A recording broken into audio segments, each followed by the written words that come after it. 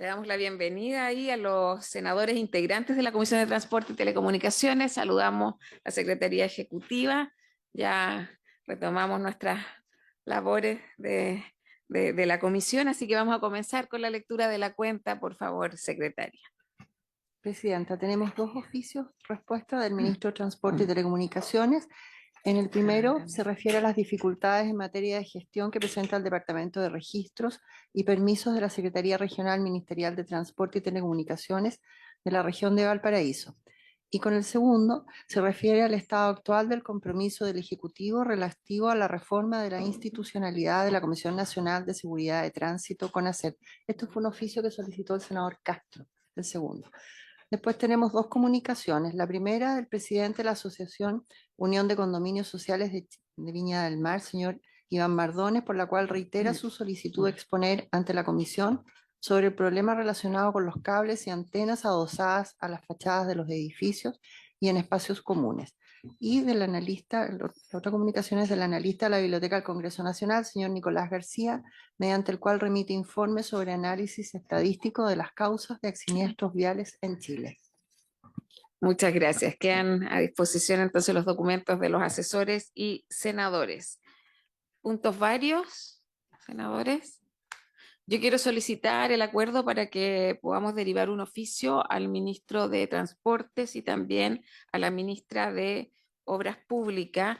Hace un par de días en la ruta bimodal que une la región de Los Lagos con la región de Aysén, en su primer tramo que conecta Hornopirén con Leptepú, existe una denuncia a través de redes sociales que para abordar la barcaza en condiciones nocturnas no existía señalética, ningún tipo de aviso o valla, y finalmente cae un vehículo en el mar, porque se acaba la ruta y obviamente, y por lo tanto, ¿qué medidas se están tomando? ¿Qué información se tiene respecto de ese hecho? Esta denuncia incluso la hacen turistas, y esto atenta no solo contra la seguridad de los pasajeros de la ruta bimodal, sino también que tiene otro tipo de impacto. Así que se oficia a ambos ministerios para poder conocer más detalle de esa situación, pero en particular cuáles son las medidas que se van a tomar. Nosotros hemos dedicado largas jornadas en particular para analizar la situación de las barcazas en Chile. Hay un déficit de barcazas y acá también está comprometida la infraestructura que es parte de este tipo de conectividad marítima. Así que si hay acuerdo de la comisión, se acuerda entonces. Muchas gracias. ¿Algo más, senador Castro? Sí, Presidenta, muchísimas gracias. Saludar a las autoridades presentes. Poner en conocimiento formal de la Comisión algo que le comenté yo al señor Ministro que está presente, que tiene que ver con una medida específica que tomó la Seremi de Transporte de la región de O'Higgins hace un mes atrás, pero que se conoció la semana pasada, que se refiere a la instalación de dos vías exclusivas en el perímetro del damero central de Rancagua, desgraciadamente sin un plan de movilidad conocido previamente, como establece el PDA, y sin haber conversado con el municipio. Esto obviamente ha generado mucha conmoción y polémica en la zona y está previsto para que se inicien pasado mañana. Y por lo tanto, puse en advertencia de esto al ministro, quien me señaló que el director general de transporte, el señor Pineda, el que estaba manejando esta situación, como ustedes comprenderán, es una capital regional, el flujo es enorme y el desconocimiento es más grande todavía como para tomar una medida tan rápida, tan precipitada, a mi juicio, de manera poco consultada por la Seremi en la región. Y por eso yo le he pedido al ministro, y él lo sabe porque lo conversamos por teléfono, que esto se pueda resolver a la brevedad y se dé un plazo, un tiempo para que las autoridades locales conversen, se ordene el tránsito, se busque la manera de enfrentar el problema de forma coordinada, como ha sido lo habitual, y así ahorramos una polémica y una molestia iniciado marzo que la verdad podría ser innecesaria.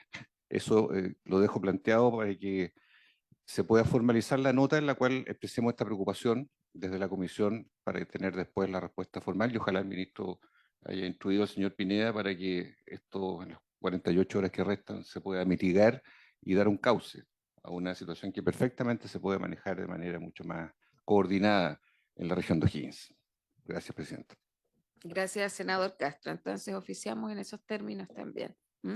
Y también va a haber espacio ahí si el ministro Juan Carlos Muñoz se quiere referir en específico al tema. Pero acordamos el oficio. Si no hay más puntos varios, vamos a pasar al primer punto de la tabla del día de hoy.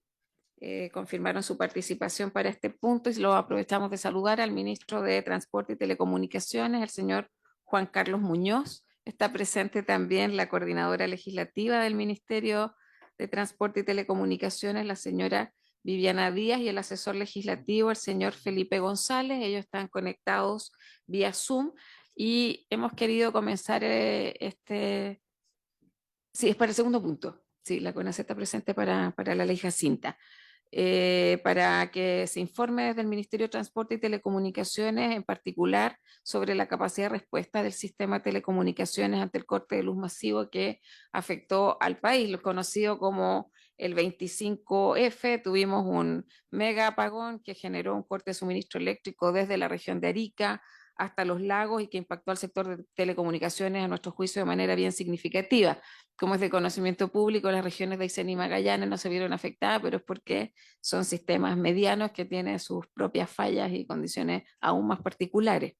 Estamos hablando de un apagón de más de 8 horas que en definitiva vienen a afectar los respaldos de las empresas de telecomunicaciones. El sistema eléctrico obviamente es importante y un problema en esta área que dependen varias industrias, servicios, hospitales y puertos, y entre ellos el tema de las telecomunicaciones.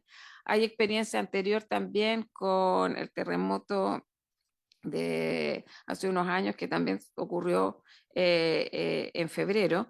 Y aquí hay varios temas que nosotros, porque vemos que existe fragilidad en el sistema, entonces conocer efectivamente que ahora que ya se abordó esta situación, pero ¿qué pasa en esta fecha y cuál es la evaluación que tiene el ministerio en este sentido? Además, yo creo que un dato interesante, según una encuesta CADEM del fin de semana, el 89% de la ciudadanía declara haber tenido problemas para acceder a Internet y el 88% para comunicarse por celular. O sea, evidentemente estamos hablando de un sistema muy vulnerable ante este tipo de situaciones o también para los temas de emergencias o catástrofes. En esta comisión yo soy autora de esa ley, que además es mi primera ley como senadora, que es la ley de roaming automático nacional, que permite a las empresas conectarse también a otras empresas. Entonces, ¿cómo está operando el roaming automático nacional en situaciones de emergencia? Ese es el contexto. Vamos a abrir luego también un espacio, obviamente, de consultas, comentarios. Le damos la bienvenida al ministro Juan Carlos Muñoz y le ofrecemos la palabra. Bienvenido, ministro. Muchas gracias, presidenta. Quisiera comenzar saludando a los senadores asistentes y a quienes nos están escuchando. Comentarle que una presentación equivalente se ha solicitado también desde la Cámara de Diputados y que debiera hacerla el subsecretario Araya el próximo día martes. Y en el caso de él va a ser presencial. En el caso mío, lamento no estar ahí presencialmente como me gusta estar, pero tenía una agenda que no impidió, me fue imposible ajustarla tan a última hora, pero encantado de poder conversar y poder presentarle. Brevemente, respecto a los temas previos que me plantearon, sobre la barcaza, efectivamente yo no estaba informado del tema, lo vamos a revisar, senadora órdenes, y respecto al tema de las pistas de buses de Rancagua a Machalí, lo vamos a estar conversando también ya lo conversé con la Seremi y entiendo que es algo que está gestionándose para poder hacerlo en un plazo bastante mayor al que estaba informado previamente. Así que vamos al tema ahora que nos convoca, que es esta emergencia que tuvimos en Chile, producto del apagón eléctrico del día martes pasado y que afectó a parte muy importante de todo el país. Entiendo que hay una presentación que se ha enviado y que está siendo ahora gentilmente proyectada. Así que si la podemos poner en grande sería ideal. Y yo comentarles un poco respecto de lo que fue este día. La presentación la he estructurado en 3 tiempos. En un primer tiempo voy a presentarles un contexto legislativo, que yo creo que es importante. y un contexto también de lo que estábamos haciendo y lo que veníamos trabajando previo a este día martes pasado.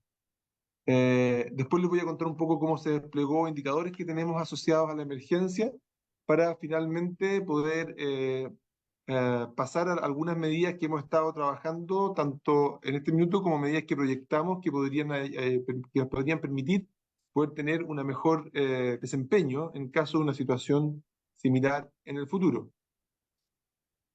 Pasemos al contexto general. Hay un marco legal que ciertamente permite, ¿no es cierto?, que para casos de emergencia podamos exigir lo que hemos denominado un funcionamiento de una infraestructura crítica de telecomunicaciones. La sigla IC la voy a ocupar permanentemente en la presentación, y IC es infraestructura crítica, ¿sí?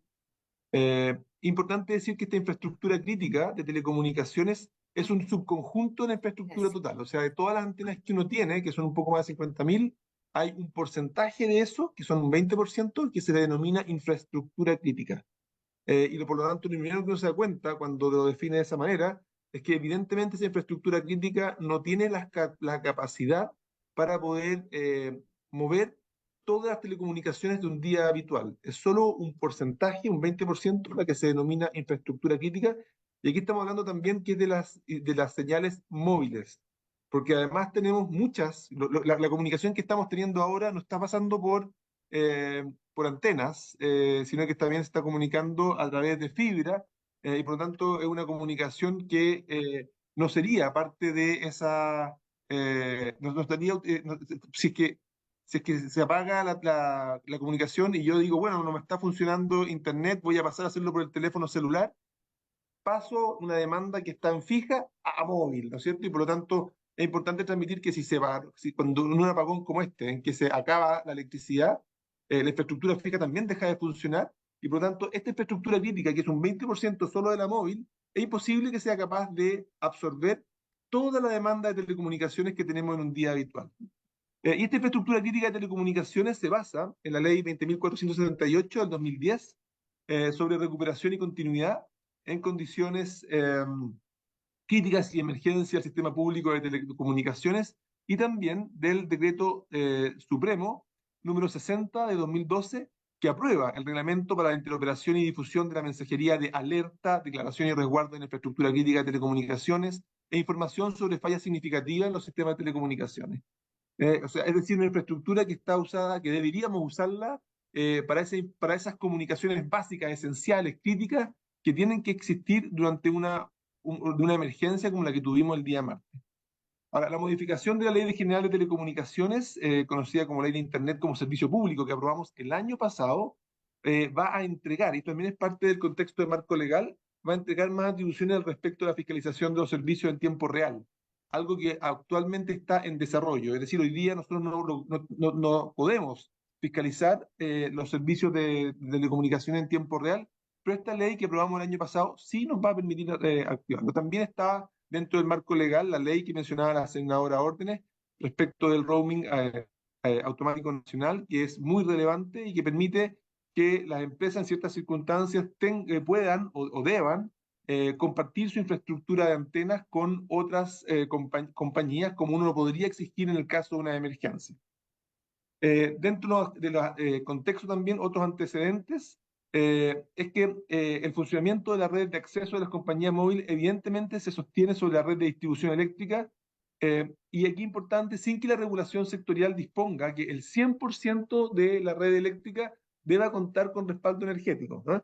El total del parque de antenas a nivel nacional, como yo les contaba, son 52.000 aproximadamente. Sin embargo, la red de telecomunicaciones en Chile cuenta con una infraestructura crítica que declara de nivel 1 a 1.219 sitios y a nivel 2, 10.500. O sea, si yo sumo los dos, son 11.800 los sitios que tienen infraestructura crítica, es decir, aproximadamente un 20,3% del total. El 2,3 son infraestructura tipo 1, el 20 es la suma de tipo 1 y tipo 2.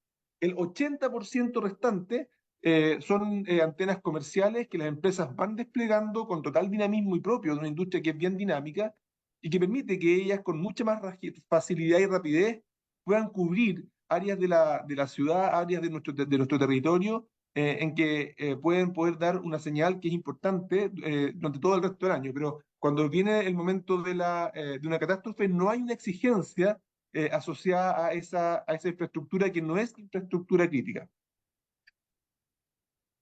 La infraestructura crítica entonces se refiere a redes y a sistemas esenciales para la continuidad de los servicios clave, incluyendo la infraestructura de telecomunicaciones fundamental para mantener la comunicación y las capacidades de respuesta ante emergencias. Entonces, es importante este tema de la infraestructura crítica. Lo que busca es responder bien con comunicación que nos permita enfrentar emergencias. Y yo coincido que el día martes pasado eso no ocurrió. Es decir, hay ámbitos en los cuales muchas personas dejaron de tener conectividad y eso nos debería llamar a reflexionar de cómo tenemos que reaccionar, cómo tenemos que modificar nuestra estructura y gestión de la infraestructura crítica para de esa manera poder responder de mejor manera. La siguiente lámina, por favor.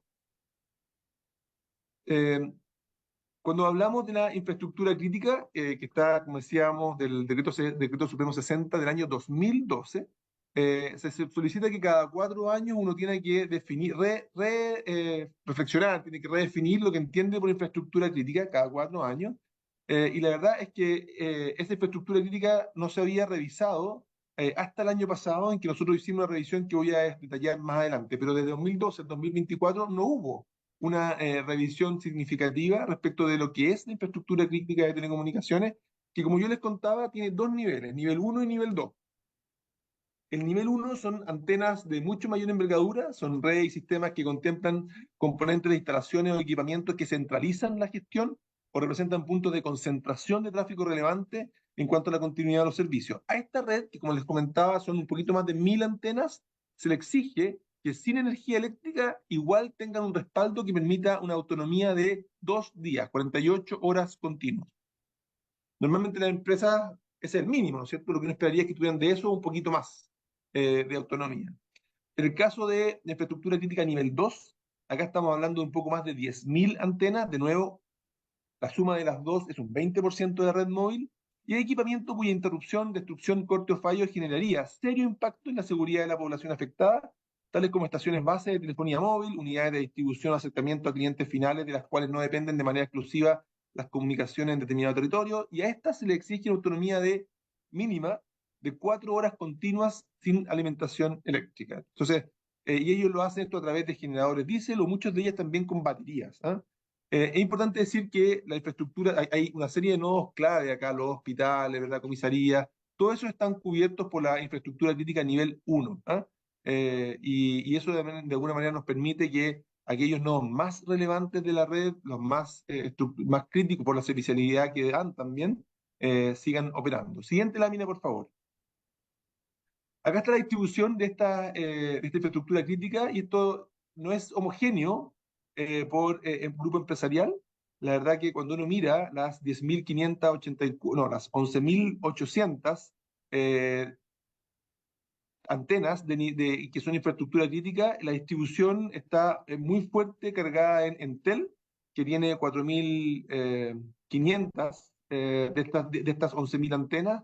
Tenemos después Telefónica, que tiene 3.100 de estas antenas. En tercer lugar tenemos Claro, que tiene 2.280 estas antenas. Luego GTD, que tiene 1.445 antenas. Y más adelante, ya con mucho menor participación, empresas como WOM y Mundo. A estas empresas hay una exigencia respecto a la infraestructura crítica, como contaba, porque son antenas de infraestructura crítica respecto del respaldo que deben brindar. Siguiente, por favor. Importante también, yo les comentaba que el Decreto Supremo 60, que exige revisar la infraestructura crítica cada 4 años, nosotros por primera vez desde el año 2012 hicimos este esfuerzo, y luego de un estudio se exigió un aumento equivalente a 125 nuevas antenas, 23 de nivel 1, 102 de nivel 2 para el periodo 2024-2028. Insisto en el punto anterior, este aumento de antenas no busca que el sistema pueda funcionar como un día normal. Lo que busca es que la red de infraestructura crítica tenga capacidad suficiente para cubrir todo el territorio, y al mismo tiempo para poder, en esa red, poder tener capacidad para poder mover, ¿no es cierto?, señales de comunicaciones que son esenciales para enfrentar una emergencia, que son principalmente en base a mensajes de texto, datos, pero acá esta infraestructura crítica jamás va a ser capaz de, por ejemplo, poder estar transportando o moviendo, ¿no es cierto?, los videos que cada uno de nosotros comparte con su familia, con sus amigos, que ve por diversión. Esa infraestructura crítica jamás va a ser capaz de poder sostener un uso como ese. El costo de esta definición de estos 125 sitios exigió una inversión aproximada de 2.500 millones de pesos. Entonces aquí es importante un par de datos para tener, ¿verdad? La infraestructura crítica en términos de nuevos sitios tuvo un costo unitario de 39.000 para el caso de $39.000 para el caso de los sitios tipo 1 y de 18.000 para los sitios tipo 2, y esto nos da los 2.500 millones de pesos que yo les contaba. Y esta es una exigencia que le hacemos a la industria, y la industria tiene que invertir y poder disponer de esos respaldos que habíamos hablado. Importante transmitir acá como contexto que esta es una industria en la cual se sostiene por las inversiones que van haciendo las empresas. Aquí no hay infraestructura que sea del Estado, es infraestructura de las empresas, y que esas empresas lo que hacen, o que lo que deberían hacer, ¿verdad?, es que a través de las tarifas de los usuarios pueden solventar cada una de sus inversiones, ¿no? Entonces también tenemos que ser como autoridad regulatoria cuidadosos respecto de que cuando hacemos exigencias mayores que requieren inversiones, entender que eso va a tener o debiera tener una contra efecto, un efecto secundario, que es que las tarifas, ¿verdad?, que pagan los usuarios por el servicio de telecomunicaciones aumente. Importante aquí transmitir que las telecomunicaciones en Chile tenemos cuatro empresas principales, y el nivel de servicio que recibimos comparativamente con la región es sin lugar a dudas el mejor, y que las tarifas son relativamente bajas cuando uno compara con otros países. Ahora, nosotros por supuesto que podemos, y estamos haciendo una revisión a partir de lo que nos pasó el día martes, una revisión de esta declaración respecto de cuáles son la infraestructura crítica de cada tipo, de cada uno de los dos niveles, promulgando, ¿no es cierto?, un decreto número 60, que entre paréntesis, justamente nosotros estábamos trabajando en un nuevo decreto número 60, que no solamente consideraba este tema de las antenas, sino que también contempla un aumento de la autonomía de 4 a 6 horas de infraestructura a nivel 2. Eso es lo que nosotros estábamos trabajando con la Secretaría General de la Presidencia para poder aumentar la exigencia respecto de la hora de respaldo. En las 6 horas tiene una lógica también, pasar de 4 a 6, que es que a las empresas de distribución eléctrica se le exige que como máximo tengan 6 horas o sea, que durante un año, si tienen interrupción de servicio por más de 6 horas, empiezan a ser sancionadas. Entonces, las 6 horas aparecía como un parámetro razonable, anclado en las exigencias que también tiene la industria de distribución eléctrica. Sin perjuicio de ello, ¿no es cierto?, Subtel, de acuerdo al mismo decreto 60, tiene la facultad para declarar nuevos sitios críticos nivel 1 y nivel 2, y eso es parte de lo que tenemos que trabajar, y a la luz de lo que vimos la semana que pasó, poder revisar la exigencia. Siguiente. Vamos ahora a lo que tuvimos el día martes, ¿no es cierto?, la emergencia. Y aquí es importante transmitir que la información que nosotros tenemos es la información que nos fueron reportando las propias empresas, ¿sí? No hay ninguna razón que tengamos nosotros para desconfiar, pero sí es importante entender que la información que tenemos es la que las empresas nos van brindando. Y es importante aquí también transmitir de que, por supuesto, que nosotros nos gustaría poder tener mucho más autonomía y mucho más independencia a la hora de poder, y visibilidad a la hora de entender cómo está operando nuestra red. Y eso es parte de lo que exigimos en la ley que aprobamos el año pasado, que es la ley de Internet como servicio público.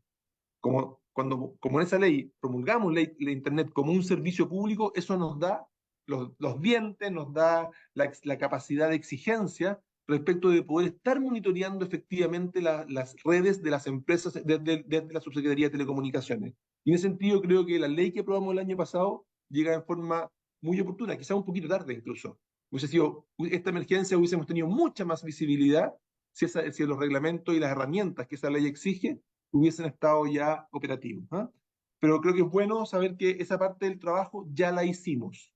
Está hecha el año pasado y es parte del entusiasmo que teníamos como subsecretaría por haber aprobado esa ley. A ver, la emergencia. A las 7:30, ¿no es cierto?, que es cuando se cumplen las 4 horas desde que la infraestructura crítica número 2, porque de nuevo, tenemos infraestructura crítica número 1, 2 y antenas comerciales. Las antenas comerciales no tenemos ninguna exigencia, ninguna. Entonces ellos nos reportaron respecto de 1 y 2. Respecto de tipo 2 y 1, a las 7:30, cuando se cumplen las primeras 4 horas, la afectación de la red en todo el país era de 6.600 antenas, recordemos de un total de 50.000, es decir, aproximadamente un 12,9% de la red total. De esas 106 antenas eran equivalentes, eran infraestructura crítica, o sea, cuando nos dicen 6.600, ahí ellos incorporan en su reporte antenas que son comerciales, y ellos declaran que solo 106 antenas son de infraestructura crítica, que equivalen a un 1% de esa infraestructura crítica. 4 horas después, a las 11:30 de la noche, se da cuenta de un aumento de antenas caídas, totalizando 11.000, lo que es razonable, por lo que yo decía antes. Si tú le exiges 4 horas, el fallo, la caída de la electricidad es en torno a las 15:30 horas. Entonces, por lo tanto, uno esperaría que hasta 19:30 las antenas deben estar arriba, pero después de eso, ya las 4 horas pasan, ¿verdad? Y hablan de un aumento de a 11.000 antenas afectadas, que ya son un 22% del sistema. Y considerando que el corte de energía se prolongaba por más de 8 horas, duplicando la exigencia normativa establecida en la infraestructura crítica de nivel 2. Pese a esto, más del 77% de la red se encontraba disponible con una alta congestión. Y aquí es importante transmitir que mucha gente me va a decir, ministro, usted no sabe lo que está hablando, porque la verdad es que teníamos una calidad de señal que no se condice con que el 77% de la red de antenas móviles esté habilitada. Y aquí mi interpretación, la verdad, si es que creo en esta información, es que tenemos que pensar que el uso de toda la red móvil también se pasa de la red fija, se pasa a la red móvil, y que tenemos también indicadores entonces altos de saturación. La congestión en que tiene que haber estado la red tiene que haber sido muy alta, y lo que reportaban en ese momento las empresas era que solo 217, es decir, un 2% de las antenas de nivel crítico presentaban fallas. Esto es lo que nos reportaban las empresas. A las 5:30 de la mañana ya, ¿cuántas horas? 10, 12. 14 horas después del evento, existían 2.000 antenas afectadas, equivalente a poco más de un 4% del total, situación más parecida a un día de normalidad, donde el porcentaje de afectación normalmente ronda a un 2%. Es decir, ya en la mañana siguiente, ya el problema había pasado de alguna manera, o se estaba ya empezando a normalizar, salvo en la zona norte del país, donde todavía teníamos corte energético, y por supuesto ahí se concentraba parte importante de este 4%. Siguiente lámina, por favor. Acá tengo unas láminas que muestran la afectación de infraestructura crítica durante la emergencia, región por región. Y ustedes pueden ver ahí la cantidad de antenas afectadas, muy importante la región de Valparaíso, por ejemplo, pero en la mayoría de ellas teníamos. Ahora aquí se están reportando, como les comentaba, solo las de infraestructura crítica. Además tenemos fallas en muchas otras antenas que son simplemente comerciales. Y acá tenemos 3 cortes temporales, con los que yo mencionaba antes: 7:30 de la tarde, las 11 de la noche, las 6:30 de la mañana. Siguiente, por favor, y después tenemos un desglose de empresa por empresa, similar, ¿no es cierto?, con la cantidad de reportes, en que podemos ver que efectivamente en el caso de WOM tenemos una cantidad mucho mayor de reportes que en el resto de las empresas. Y todo esto son antecedentes que nosotros estamos llevando adelante a través de nuestro análisis, de nuestra investigación, con las herramientas que tenemos, para poder generar las sanciones que correspondan en cada uno de los casos. Y ese es un proceso en el cual ya hemos iniciado la investigación, y esos antecedentes van a significar sanciones proporcionales a lo que exige la ley. Siguiente, por favor. Siguiendo con la emergencia, algunas consideraciones, lo que yo les comentaba, ¿no es cierto? El apagón eléctrico produce una alta demanda en las redes, porque la gente requiere comunicarse, conversar, saber qué está pasando, ¿verdad?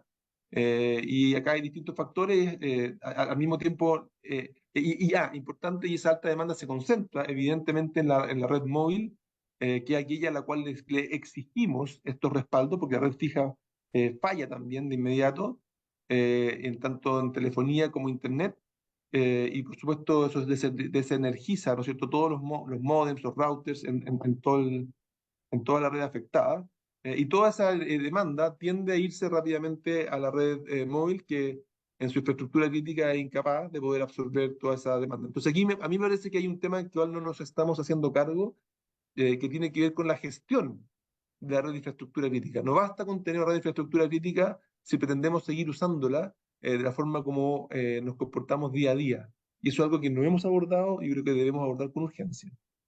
Esta alta demanda, ¿no es cierto?, produce congestión en las redes móviles y dificulta su acceso. Y esto también es importante, sobre todo, por ejemplo, cuando estamos pensando en cómo se comporta esto. No solamente tenemos una gran cantidad de señales pasando por la red móvil, sino que además con ningún tipo de prioridad. Es decir, la persona que está viendo en streaming su partido de fútbol, esa solicitud pasa por la red antes que el llamado de una mamá a su hijo: ¿dónde estás? Necesito saber de ti.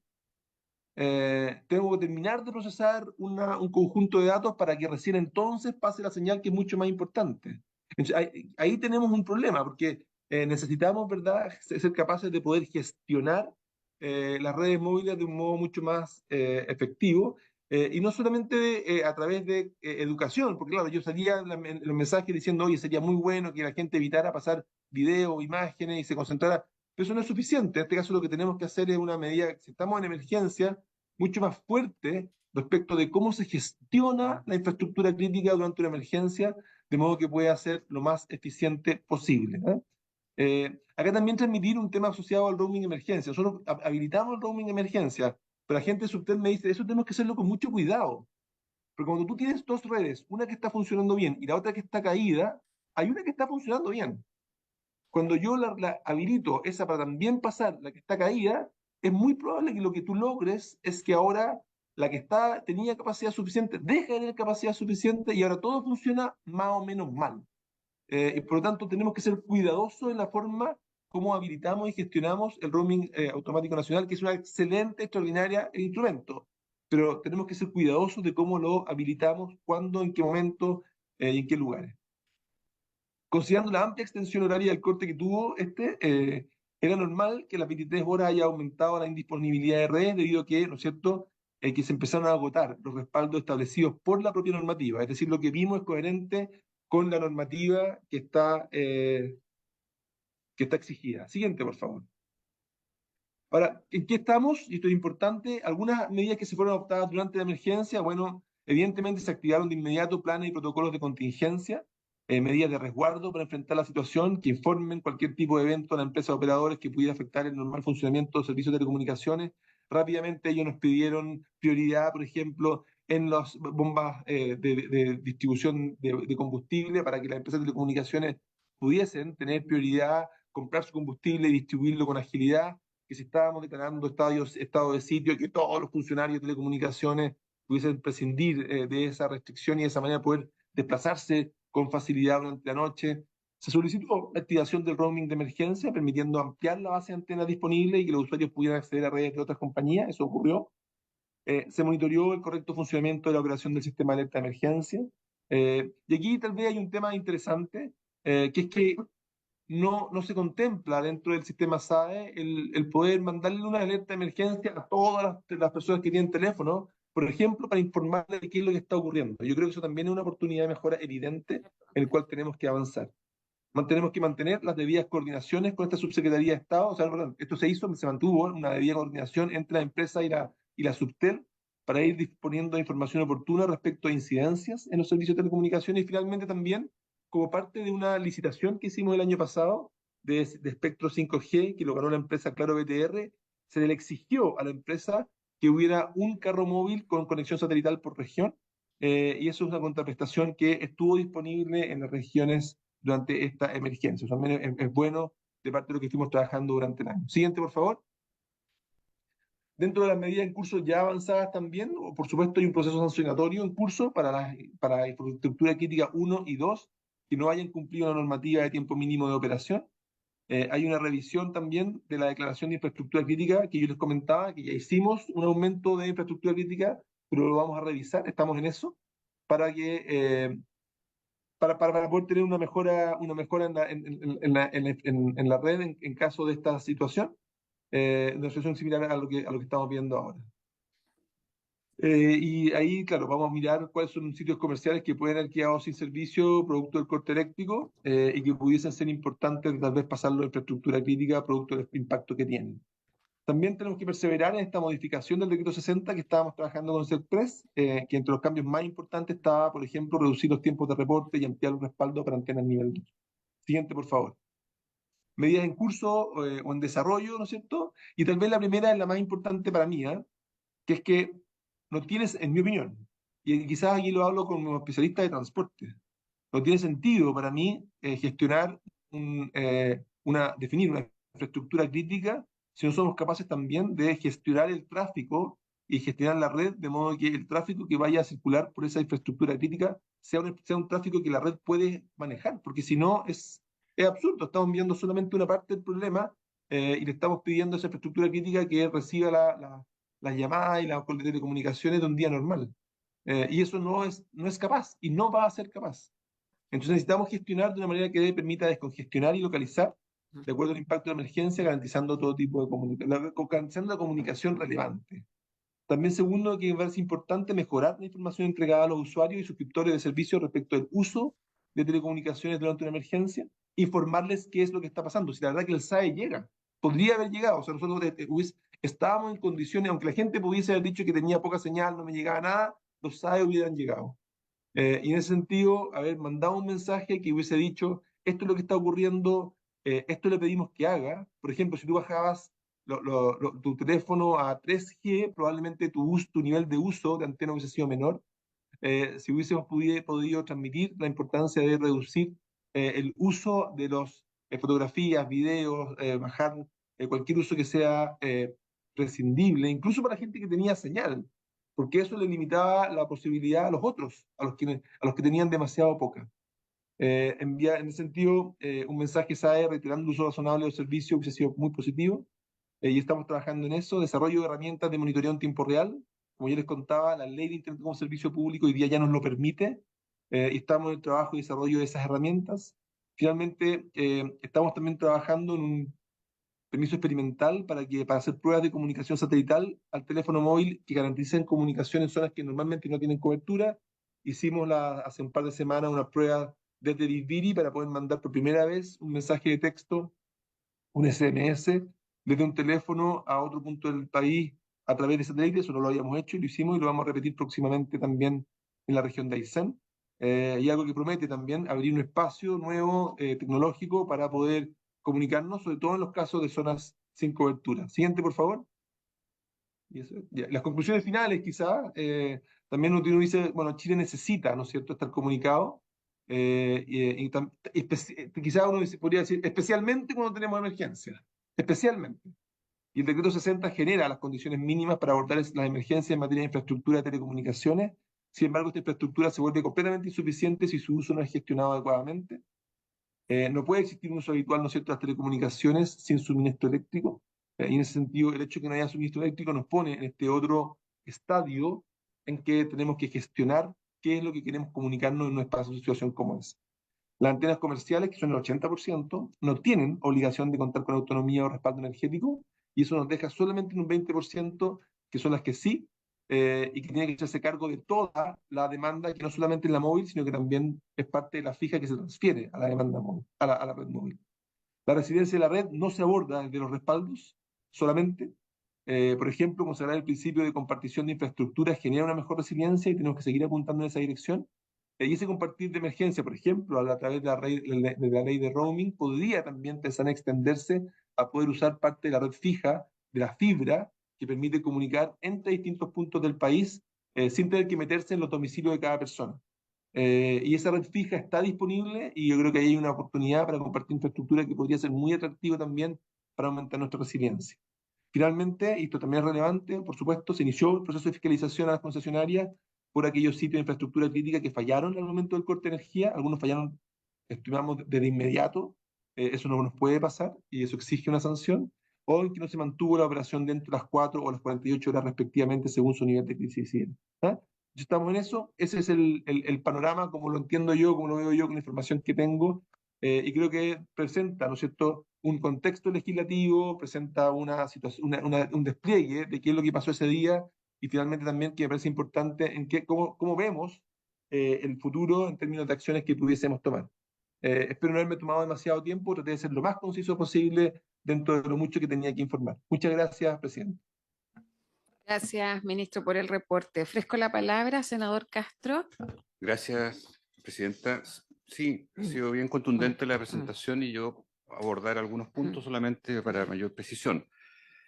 En el terremoto 2010, que fue el antecedente más grave en los últimos años, similar en cuanto al nivel de interrupción, funcionó relativamente bien, recuerdo yo, el SMS, texto.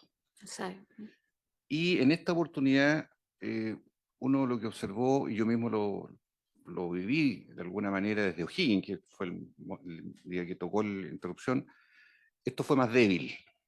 La SMS antigua, clásica, pero que de algún modo no estuvo tal vez a la altura. Y reconociendo que todo lo asociado a Internet en la intercomunicación de telefonía móvil pasaba en los equipos de 5G, 4G, 3G, después se moría. Después no había transmisión prácticamente nada, ni tampoco llamada de voz. O sea, ¿qué quiero decir? En este punto, ¿de qué manera el Ministerio enfrenta sus niveles más básicos de comunicación para esta conclusión que el ministro señala, la número uno, que dice Chile necesita estar comunicado?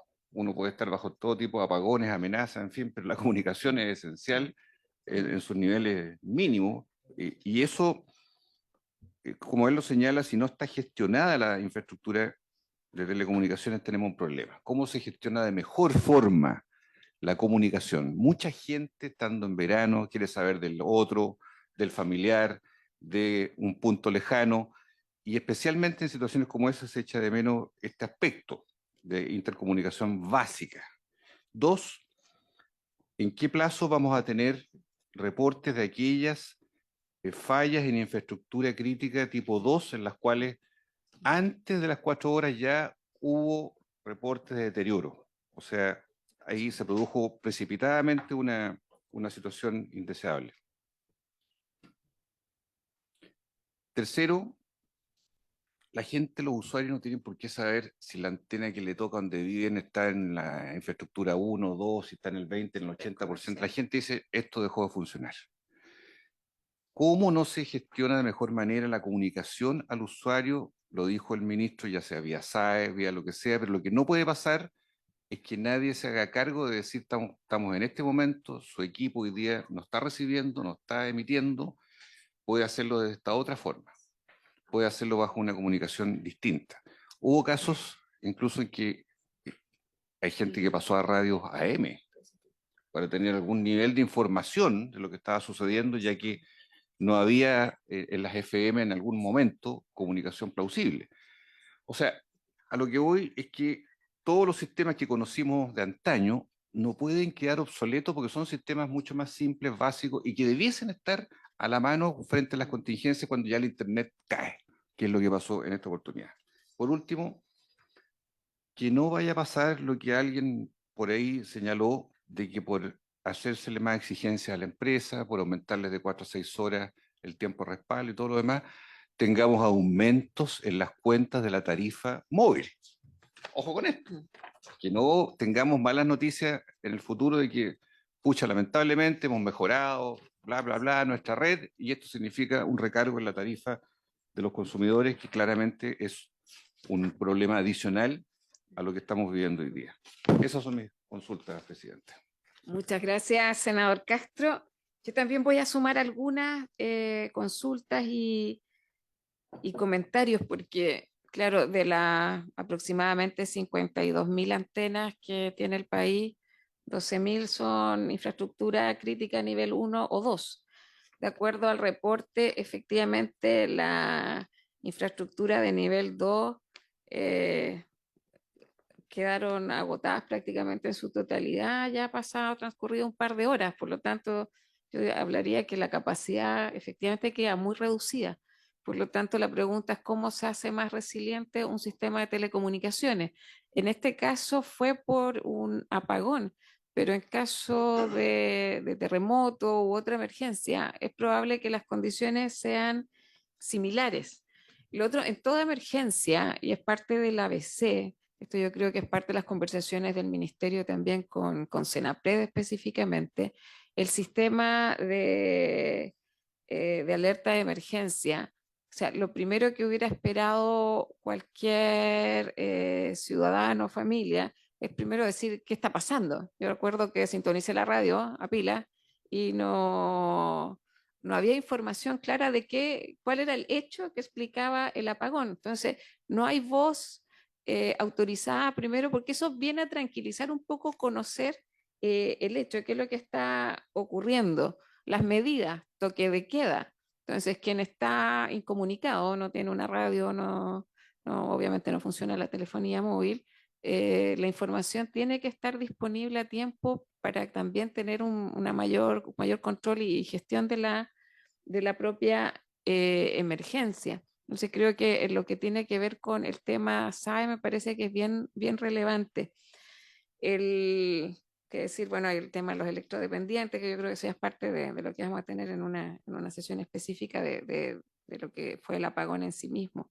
Yo le quiero consultar también respecto a la ley 21.285, que en resumen establecía que todos los celulares que se venden en Chile vengan desbloqueados para sintonizar la radio FM, que es un canal de comunicación y siempre fue pensado en la lógica de las emergencias. O sea, funciona, no funciona, qué ocurre porque la tecnología igual va cambiando. Entonces, este fue un proyecto que se aprobó el año 2020 y que se estableció que los concesionarios de servicios públicos de telecomunicaciones y sobre todo quienes comercialicen equipos terminales móviles en Chile deberán habilitar y mantener activa la funcionalidad de sintonización del servicio de radiodifusión de los equipos que la posean, cualquiera sea el canal a través del cual sean.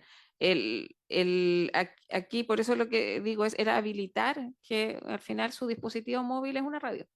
Entonces tienen acceso a cierta información. O sea, en una emergencia la información es fundamental, a mi juicio, salva vidas. ¿Qué ven ustedes como medidas para hacer más resiliente el sistema? Porque más allá de las medidas que se han adoptado o estos carros que fue parte yo diría, las contraprestaciones de la licitación 5G, pero es uno por región. Entonces, obviamente, irá cobertura en algunos sectores. Y lo otro también, o sea, y yo me refería al sistema de información igual porque yo creo que es vital decirle a los usuarios, o sea, no mande videos de cuán apagado está el sector, ¿no? Entonces, todo esto que nosotros estamos hablando, pero si no, hay gente que quizás necesita leerlo en plena emergencia.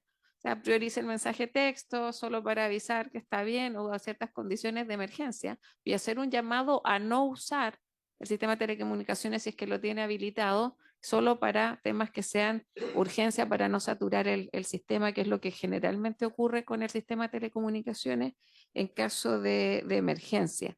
Y yo creo que la pregunta también, y las personas que están a cargo de la emergencia, o sea, cuáles son esas personas, instituciones en todo el país que están a cargo de gestionarla y por lo tanto deben estar conectadas a todo evento. Si eso está más o menos, yo diría, tiene algún diseño. O sea, porque obviamente un ministro del Interior, un ministro de Transporte, e instituciones también en el sector privado, supongo que eso estará más articulado. O sea, cómo garantizamos que los actores a cargo de la gestión de la emergencia sí estén conectados.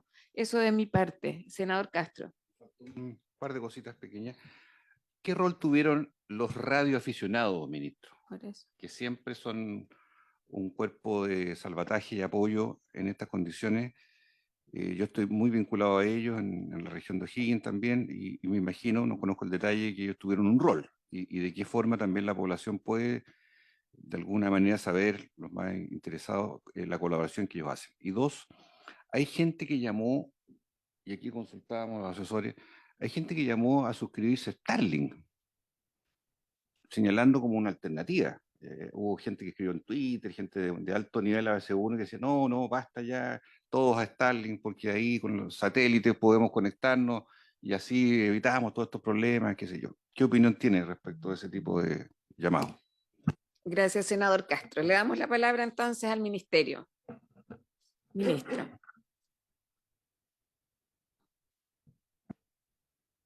Bien, vamos. Difícil la pregunta, pero aquí voy. A ver. Primero, vamos con la comparación con el terremoto del 2010. El terremoto del 2010 es previo, ¿cierto?, a esta definición de infraestructura crítica como la entendemos hoy, y por lo tanto las antenas no tenían respaldo la mayoría de ellas. Y eso significó que el blackout fue más o menos completo. Nos quedamos con muy malas telecomunicaciones y eso motiva parte de lo que vino después. Eh, la, en ese sentido, los SMS, importante decir que en ese tiempo el SMS pasaba, como decía, que comentaba el senador, pasaba por la red fija, según entiendo. Eh, ah, ¿Perdón? La red móvil cerca de la capa física. Ah, perdón, ahí me corrigen. Pasaba por la red móvil cerca de la capa física y por lo tanto en la zona en que hubo apagón igual no hubo SMS. Pero es cierto que hubo SMS en la zona donde se mantuvo algún nivel de energización, pero la red igual necesita energización para poder transportar. En ese tiempo no teníamos ni 4G ni 5G, que son muy intensivos en cada antena en el uso de energía, y por lo tanto la situación que enfrentamos hoy día hace aún más importante, en mi opinión, poder generar alguna estrategia, algún mecanismo que gestione el uso de la red. Como decía el video que mencionaba, la frase de la senadora que dice: no mande videos de cuán apagado está el sector, es justamente lo que uno quisiera evitar, ¿no es cierto? O porque en tu casa justo tienes señal, igual puedes ver un partido de fútbol. Es cierto que lo puedes ver, pero a veces le hace un daño terrible al sistema porque está ocupando una infraestructura que es muy pequeña, que tiene una capacidad muy baja y que por lo tanto eso lo único que logra es que mensajes que sí son relevantes empiecen a no poder circular. Entonces, por eso que para mí es tan importante este punto de la gestión de las señales y de los mensajes que en caso de emergencia pueden o no pueden pasar, que se deben o no se deben priorizar. Es muy importante lo que decía también el senador respecto de no perder de vista algo que yo mencioné en mi presentación, que es que a diferencia de otras infraestructuras, a diferencia de las infraestructuras de otros servicios básicos, acá toda infraestructura la pone el sector privado. Es decir, las antenas son de una compañía, son ellos los que están haciendo el despliegue y por lo tanto cuando nosotros les hacemos más exigencias, sus costos suben. Y si sus costos suben, entonces la única forma que tienen de poder eh, financiar esos costos es a través de tarifas. Y por eso tenemos que ser cuidadosos respecto de, por ejemplo, cuando decimos, mire, quiero que toda la infraestructura crítica de nivel 2 pase de 4 a 6 horas, eso significa más baterías en los sitios.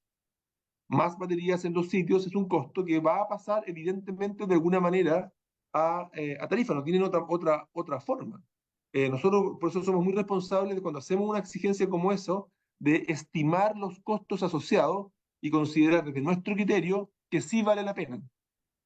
Que sí vale la pena porque si bien el costo es un costo que debería ocurrir, creemos que el beneficio es más grande que el costo que se tendría que infringir.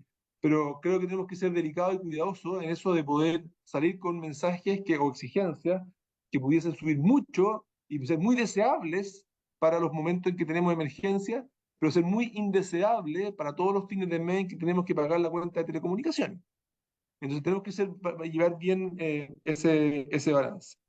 Importante acá respecto de cómo hacer más resiliente el uso de la capacidad que tenemos, que es reducida. Como decía yo, para mí es clave el cómo se usa. Es clave, por ejemplo, también, y esto no es menor, que es que hoy día tenemos cada vez más fibra óptica entre regiones, entre capitales regionales. Fibra óptica que ofrece una autopista, de alguna manera, de telecomunicaciones que también cae cuando no tenemos energía eléctrica. Y me parece que es importante avanzar hacia exigir que esa fibra óptica también tenga respaldo, y eso es algo que no hemos hecho. O sea, si solo pudiésemos darle respaldo energético a la fibra, eso nos ofrece una segunda autopista de datos que nosotros debiéramos trabajar en mejorar. Y creo que eso también es un ámbito regulatorio que debiéramos considerar. Estoy de acuerdo con la senadora también cuando dice teníamos muy poca información. ¿Qué está pasando? Y bueno, y teníamos por eso yo dentro de lo que yo pude hacer fue salir en todas las radios posibles de inmediato, desde Senapred, a informar que efectivamente teníamos un nivel 1, nivel 2. Me imagino que muchos de ustedes deben haber escuchado en algún minuto mi mensaje, que la red tipo 1 tenía respaldo para 24 horas, 48 horas, que la tipo 2 tenía solamente para 4, por lo tanto a partir de las 7:15 probablemente el nivel de servicio iba a empezar a caer. Eh, y también dije en ese momento, por mis medios, que lo que tenía en ese minuto era, mire, evite mandar videos, imágenes, porque lo único que usted logra es reducir reducir, ¿no es cierto?, la capacidad remanente que tenemos en la infraestructura crítica. Creo que ese tipo de mensajes, si bien son razonables, tengo que tener canales mucho más adecuados para poder llegar a toda la población, una población que más encima no tiene probablemente muchos de ellos ni siquiera señal para poder entender qué es lo que está pasando. Y por eso que me parece tan importante el trabajar en el SAE en esta línea, y estamos trabajando también con Senapred para que ese SAE pueda llegar directo a las radios y canales de televisión, que es algo que hoy día no hacemos. Hoy estamos llegando solamente a los terminales telefónicos, pero si podemos llegar a radios y canales de televisión, creo que podría ser muy oportuno y atractivo. Eh, Contaba yo lo de respecto de los celulares. Efectivamente, senadora, todos nuestros teléfonos que se venden en Chile están habilitados para poder funcionar como radio, pero todos. Pero para que eso ocurra hay que bajar las aplicaciones necesarias para que operen de esa manera. Pero eso es algo que hoy día ya ocurre. Su teléfono puede funcionar como radio, y por lo tanto, más bien quizás lo que necesitamos es informar de eso, porque eso es una regulación que lo exige, y también informar de cuáles son distintas alternativas de aplicación que permitirían que su radio opere de esa manera. Y por lo tanto, eso ya existe. Estamos mejor posicionados para eso. Respecto de eh, los radioaficionados que preguntaba el senador, efectivamente los radioaficionados cumplen un rol importante a través de Sinapred, y logran, ¿no es cierto?, poder traspasar comunicaciones cuando las telecomunicaciones fallan, lo que es muy importante. Starlink también es una alternativa atractiva a la red satelital, pero cuidado, la red satelital podemos acceder en la medida que tengamos energía abajo. O sea, si no tenemos energía, tampoco vamos a poder mandar una señal hacia los satélites. Creemos que la red satelital, que además tiene una capacidad relativamente modesta, pero es muy atractivo, sobre todo para zonas en las cuales están relativamente aisladas, y por lo tanto llegar de otra manera a esas zonas es muy costoso. Creemos que Starlink es una muy buena oportunidad, pero insisto, necesitamos, o sea, si usted no tenía energía en su casa, difícilmente iba a poder conectarse con un satélite. ¿Ah? Pero aparece sin lugar a dudas como algo interesante de hacer. Eh, y por supuesto que dentro de la red, de nuestra red de telecomunicaciones de infraestructura crítica, en el nivel 1 están todos esos puntos que son particularmente sensibles, que no debieran perder energía, que no debieran perder nunca señal, y eso están priorizados, por supuesto, dentro de esa red tipo 1. Los radioaficionados, Senador ministro. Castro. Lo mencioné, usted estaba conversando con la senadora cuando lo mencioné. Así lo mencioné. Comenté que tuvieron, por supuesto, un rol relevante y que uno no puede más que aplaudir. Ellos se vinculan a través de Sinapred, Dispositivo y logran generar comunicación en el momento en que estamos totalmente a oscuras, porque ocupan conductos que son completamente alternativos, que son interesantes, que uno aplaude y valora. Sí. Ministro, respecto que yo creo que la información es relevante en una emergencia por las experiencias que he tenido también con Tsunami Aysén y en Chaitén también que me tocó colaborar. Entonces, creo que el tema de SAE y creo que es una conversación urgente a nivel de gobierno y en particular del ministerio con Senapred. Lo otro, al menos creo que es parte de los aprendizajes personales también. En tiempos de paz, de no emergencia, es el minuto donde uno puede preparar con calma a las personas para enfrentar situaciones de desastre o emergencia. Entonces, lo primero es respecto la ley 21.285, el propósito era, mire, si no tiene una radio, su dispositivo móvil puede actuar como tal, como radio FM. Eso no se sabe.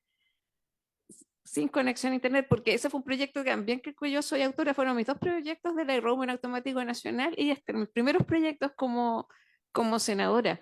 Pero claro, a la hora de la emergencia hay que enseñar cómo funciona, porque si no, porque la idea era como un Antes, dispositivo claro. sin conexión a internet. Entonces, yo creo que ahí hay y les pido efectivamente que nos informen, o lo pido que sean calidad de oficio para que nos informen efectivamente cómo funciona. Yo creo que tienen que tener también estos llamados ante situaciones de emergencia y desastre a no saturar las líneas, la red de telecomunicaciones si no es necesario, porque alguien que está eh, o sea, que está con red y se pone a llamar a toda la familia o a todos los amigos, quizás no sabe que está poniendo en riesgo una infraestructura crítica, si a eso le sumamos más actores haciendo lo mismo. Entonces, creo que haya faltado información a los usuarios frente a una potencial situación de este tipo. Yo, a pesar de las medidas que se han adoptado con el tiempo, veo que la fragilidad del sistema de telecomunicaciones sigue siendo una variable, porque cuando se caen a un par de horas, no sé, 10.000, 11.000 antenas, quedamos con un porcentaje mínimo del total de infraestructura crítica de telecomunicaciones. Entonces, creo que hay que adoptar distintas medidas que ayuden a que el sistema sea más resiliente, porque efectivamente creo que tenemos una vulnerabilidad bien importante y somos un país que por situaciones de cambio climático somos uno de los más vulnerables, o sea, vamos a estar expuestos a emergencias constantemente. Más allá que esta, yo creo que también tiene una situación particular, la del apagón 25F. Así que agradecemos su presencia, su reporte y les pido información respecto a la ley con la funcionalidad de radio para que podamos trabajar y ir probando estos sistemas, porque eso lo digo, esto se prueba en tiempos de tranquilidad. Cuando hay apagón, nadie encuentra la linterna. Yo, como soy del sur, tengo una cultura distinta, donde la linterna está en el velador y hay un foco, no una linterna. Yo miraba alrededor de mi edificio y me llamaba la atención porque no veía luz en casi ningún departamento. Entonces, eso. Muchas gracias.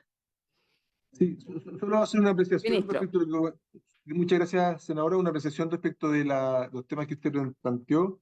En el tema de la radio, efectivamente, sobre todo que los celulares funcionan como radio, efectivamente eso es algo que los equipos tienen la posibilidad de tener radio, pero también eso exige un consumo energético importante y eso ha hecho que algunos de los concesionarios en Chile, los fabricantes lo entreguen con esto inhabilitado. Así que tenemos un ámbito en el cual tenemos que trabajar para que eso pueda dejar de ocurrir y de esa manera las personas puedan efectivamente ocupar sus teléfonos como radio. sí, porque la ley establecía el desbloqueo. Antes en Chile venía Sí. bloqueada la funcionalidad y lo que hizo la ley es obligar a desbloquear la Ok, funcionalidad de Radio FM. Muchas gracias, ministro, vamos, hasta luego. asesora legislativa también, y vamos a continuar.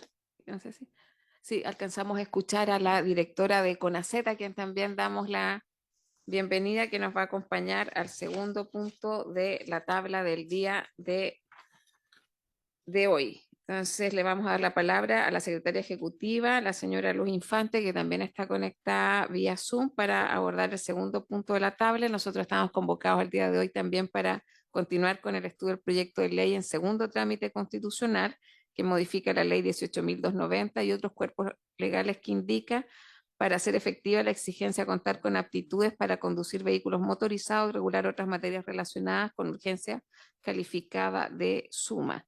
Le damos la bienvenida entonces a Luz Infante. Tiene la palabra, Luz. Muchas gracias, presidenta. Bueno, también un saludo a todos los que están en la comisión el día de hoy de forma presencial.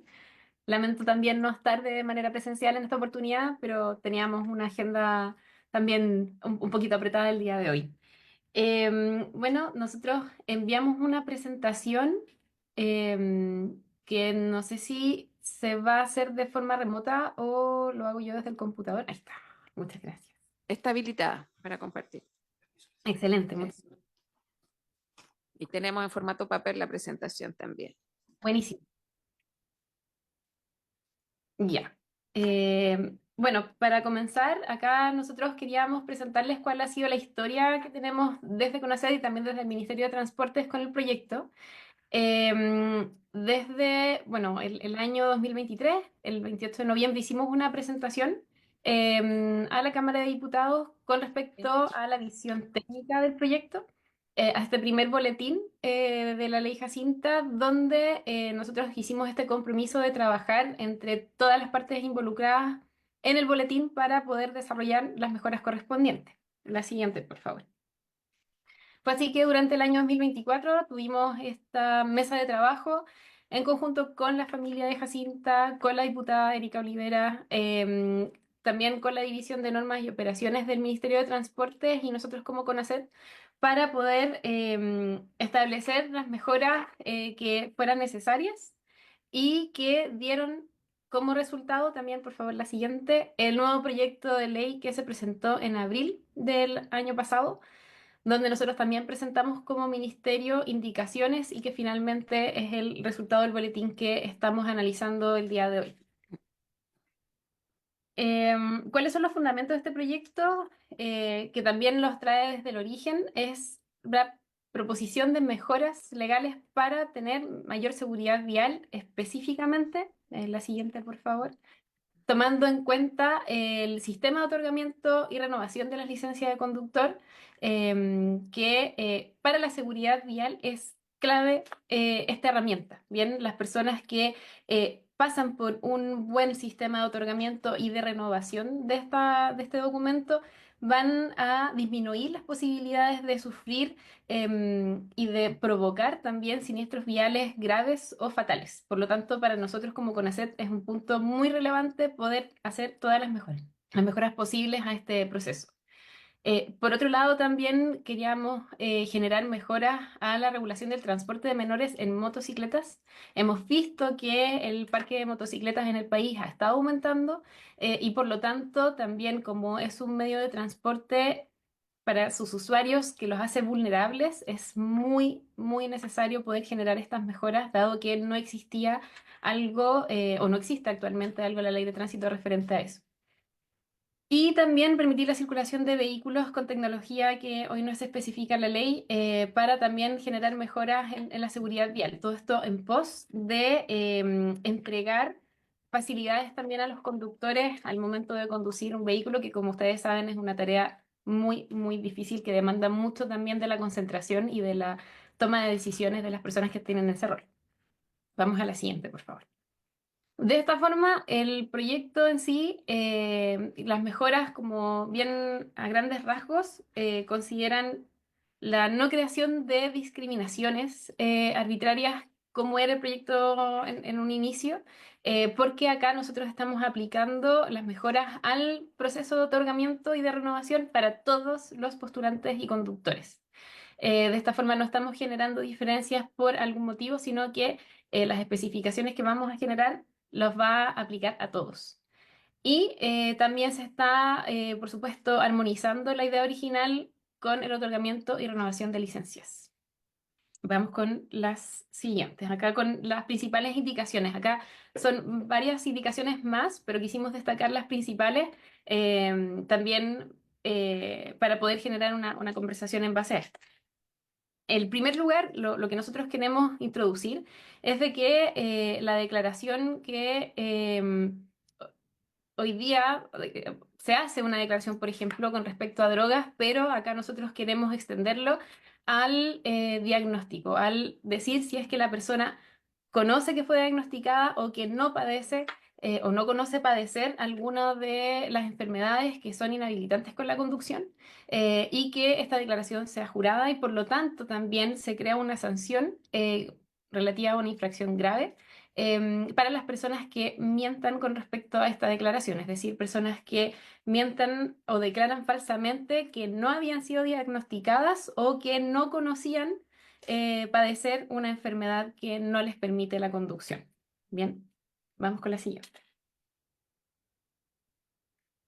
Luego, también estamos teniendo esta indicación con respecto a cómo debe realizarse este proceso. del examen médico. Nosotros hoy tenemos una resolución que es un instructivo de apoyo para la evaluación médica que algunas municipalidades realizan, pero con la idea de este proyecto de ley es poder generar una obligación y una estandarización a cómo se toma el examen médico ya en el protocolo en sí mismo. Es decir, los decretos hoy en día indican cuáles son las enfermedades que son inhabilitantes o con las cuales hay que tener ciertas precauciones al momento de otorgar licencias. Sin embargo, con este protocolo nosotros vamos a estandarizar y vamos a equiparar cómo hoy se está tomando el examen médico, lo vamos a equiparar y lo vamos a estandarizar para los conductores que pasen por él, si es que esta indicación se acepta. Vamos con la siguiente. Acá nos vamos también al otro propósito que tenía el proyecto con respecto a los vehículos de transporte de personas, de carga y otros, donde también estamos generando esta mejora y esta apertura a la posibilidad de que ahora hay tecnología que permite que los vehículos cuenten con cámaras al interior para poder detectar o generar la visión de lo que pasa afuera, como por ejemplo lo de los espejos ahora lo tienen incorporados como cámaras y que poseen mayor tecnología. Por supuesto, esto para nosotros nos entrega las mejoras a una conducción, son todos estos elementos que se están generando con la tecnología y que por supuesto a nosotros nos va a permitir como ministerio adoptar las nuevas tecnologías que también generan mejores comportamientos y ayudan en la conducción diaria y en general para los conductores. Vamos con la siguiente. Por otro lado, también como les mencionábamos, este era el segundo propósito o objetivo específico que les mostré al principio con respecto al establecimiento de la edad mínima y también de la condición física que debe tener la persona acompañante en una motocicleta. De nuevo, como hemos visto, un aumento en el parque de motocicletas en el país es un medio de transporte cada día más atractivo. Debemos también generar estas precauciones, sobre todo con el traslado de niños y niñas. Dada su madurez, dado también el proceso de crecimiento que tienen en el cuerpo los niños y las niñas, por supuesto, acá no podemos permitir que haya menores de 12 años yendo como acompañantes y podemos generar esta mejora aprovechando también esta oportunidad. Para nosotros es clave también dar esa tranquilidad a las personas y también establecer esa cultura vial de aquí en adelante. Vamos con la siguiente. Y bueno, por supuesto también se propone eliminar del proyecto las propuestas que dicen relación con las medidas cautelares.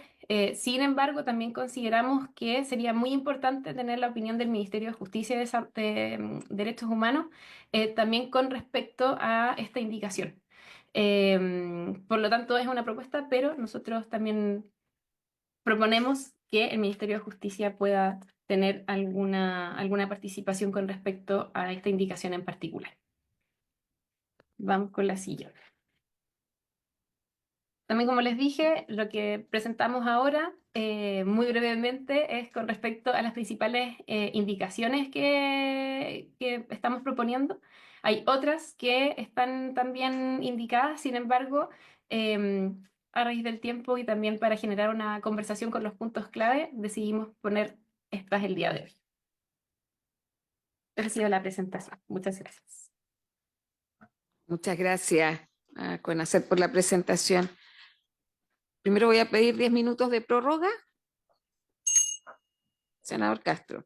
Sí, saludar a la directora de CONACET, Luz Infante, y preguntarle, después de una tramitación compleja en la Cámara de Diputados y con las enmiendas que ustedes han señalado, ¿cuál es la recomendación que nos haría la directora de CONACET ya frente a esta segunda tramitación del proyecto? Porque hay a veces proyectos que traen mucho ruido, pero me da la impresión de que se habrían consensuado bastantes aspectos. Me da la sensación de que hay en eso una calificación que ha permitido madurar el proyecto, colocarlo en un punto de equilibrio bastante razonable. Y tal vez pudiera haber alguna mejora, no digo de ley, pero sí reglamentaria, respecto a lo que ha sido una situación controversial, y me ha tocado a mí en la zona, en la región de O'Higgins, respecto al otorgamiento de la licencia de conducir, especialmente en condiciones de fraude, en condiciones de tráfico, de influencia, en condiciones de sobreposición de autoridades en listas de espera que son infinitas en determinadas comunas y donde se han producido irregularidades. ¿Ah? Este es un tema que viene de arrastre, yo sé, pero el tema de la licencia de conducir en general hoy día se está prestando para dificultades y mercados secundarios, colaterales, situaciones que son a veces un poquito enojosas. Entonces, ¿cuál es la opinión de la directora sobre, primero, el proyecto ya si está pulido en su fase ya más resolutiva para este segundo trámite y segundo, sobre ya el aspecto de licencia de conducir y lo que observa CONACET respecto de los municipios en este caso y el otorgamiento de la licencia? Gracias. Gracias, senador Castro. Yo también le quiero consultar, yo creo que ha sido un avance importante el cambio del proyecto original que elimina finalmente esa expresión, esa alusión expresa a la población adultos mayores para restringir la renovación de la licencia o el otorgamiento de la licencia de conducir. Entonces, eso derivó en la figura también de una declaración jurada. Entonces, más detalles sobre esa figura. Se firma una declaración jurada, yo entiendo que es en los municipios. Entonces, si hoy día existe alguna figura similar o no, y lo mismo con el catálogo. ¿Existe hoy día qué es lo que cambia en este proyecto? Porque este es un catálogo o protocolo que va a ser trabajado entre el Ministerio de Transportes y también el Ministerio de Salud. Entonces, si ya existe, eh, qué es lo que se va a ver en un nuevo formato. Me parece que eso es en parte el corazón del proyecto de ley. O sea, yo declaro que no tengo ninguna condición inhabilitante o restrictiva para obtener la licencia en el marco de un catálogo o condiciones que ya están establecidas.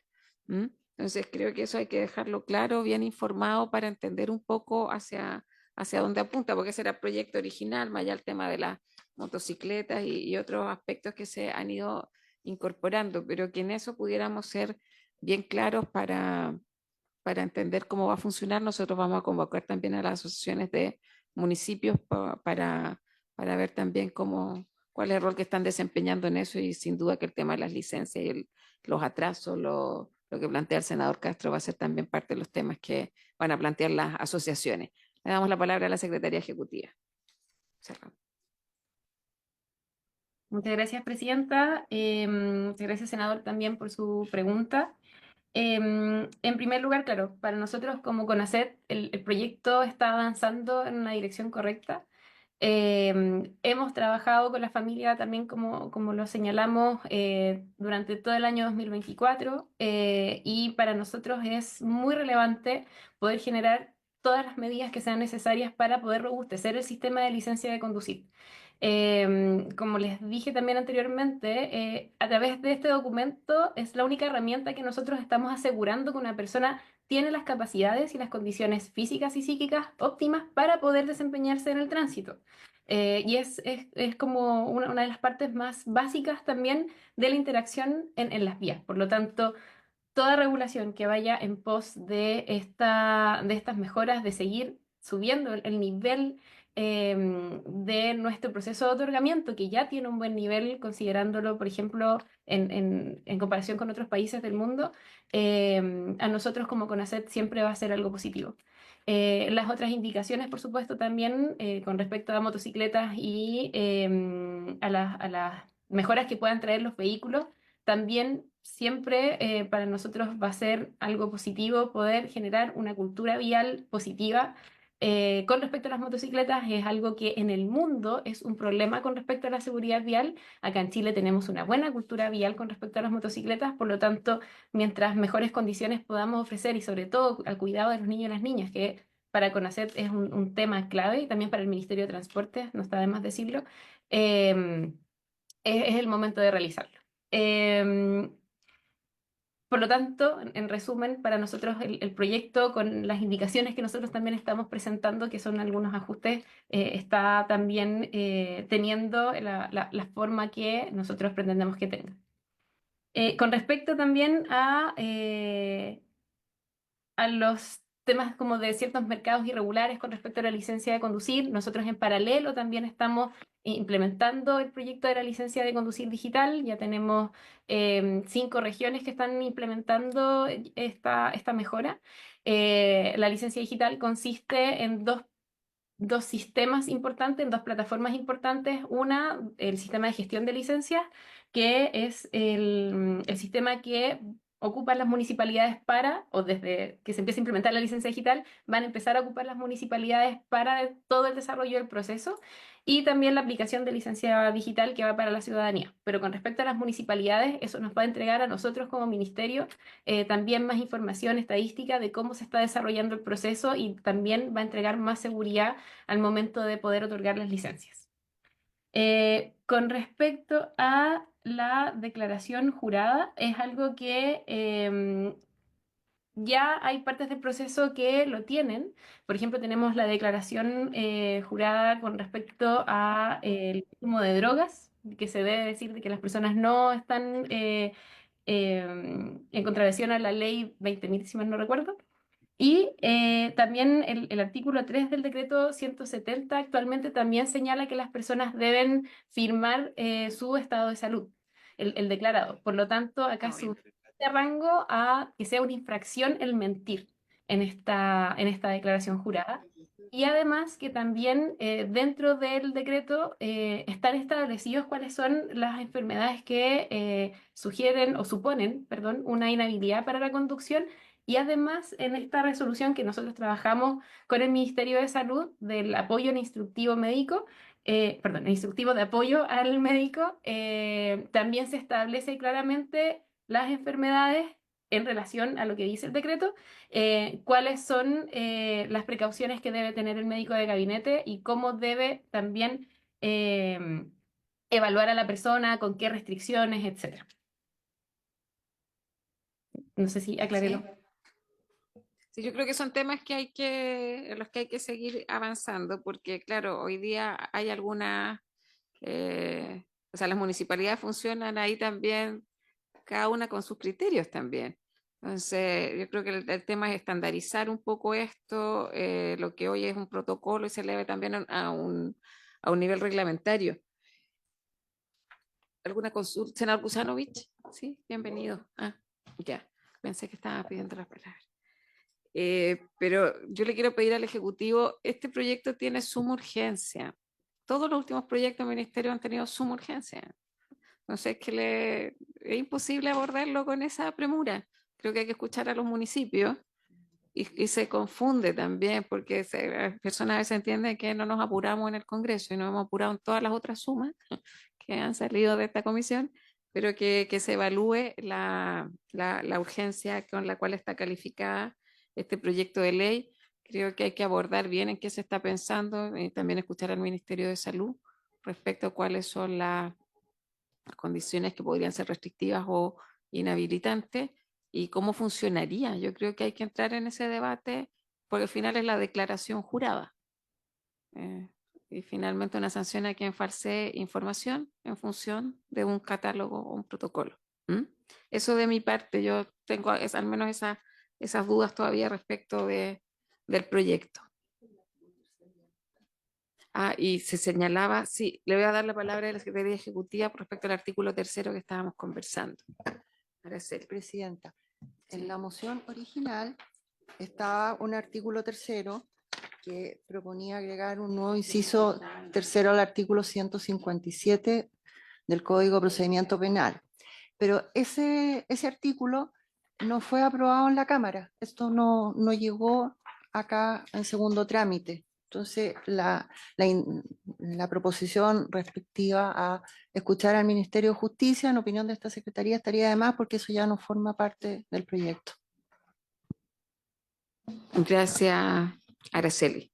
Y además yo creo que lo que al menos el foco nuestro es entender cómo va a funcionar operativamente esta iniciativa legal. Yo creo que esos son los temas. Vamos a seguir con el debate, el análisis con nuevos invitados. Le agradecemos a la Secretaría Ejecutiva de CONACET y nos encontramos ya en una próxima comisión abordando este proyecto de ley. y habiéndose cumplido con el objeto de esta comisión, esta se levanta. Muchas gracias. Recording stopped.